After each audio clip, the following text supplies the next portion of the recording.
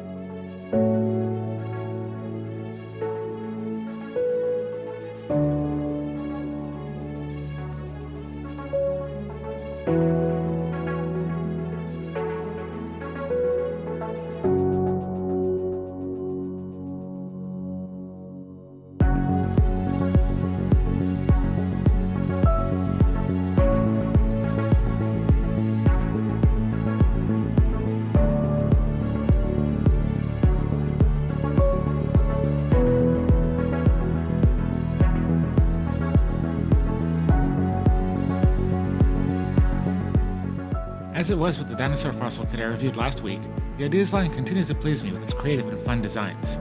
And the ship in a bottle is another prime example of this. Being another what you see is what you get kit, what it lacks in hidden features, it more than makes up for in its design. Miniaturizing a sailboat, putting it into a sealed bottle, and mounting it on a display stand, and doing it all with nothing but Lego bricks, that's a pretty impressive feat, and it looks fantastic. This ship is a 3-mast vessel, with that little sail in the front which I believe is called a keel, meaning this would have been a really large ship. Adding that little flag in the back, and the 3 gun ports per side, adds up to a nice amount of detail for this little ship. The bottle itself, built with all kinds of different transparent windows and domes, some of which I recognize, some I've never seen before, but being from an Ideas line, it can't have any pieces that didn't exist previously, so they were made out there somewhere. Plus a bunch of little blue transparent studs at the bottom completes a really nice scene. And to cap off this bottle, which is honestly one of my favorite parts of this kit, we have this beautiful little cork.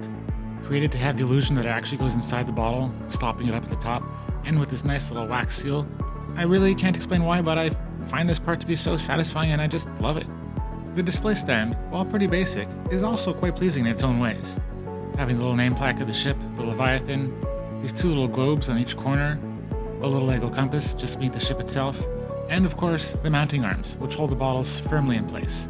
And I do actually mean firmly, because the bottle has these little studs that just barely stick out from it, and they're perfectly aligned with where the arms are. So it's really clear when the bottle's in the correct position, and it doesn't tend to slide out of place. While it's quite clear that this kit is not made for play, it really makes up for it as a display piece.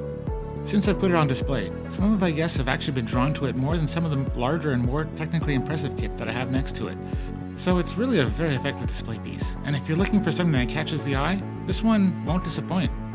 And as a final note about the build, this kit, just shy of 1,000 pieces, didn't actually take that long to build, That's because almost a third of those pieces are these loose blue studs in the base of the bottle, so that really cut the construction time down.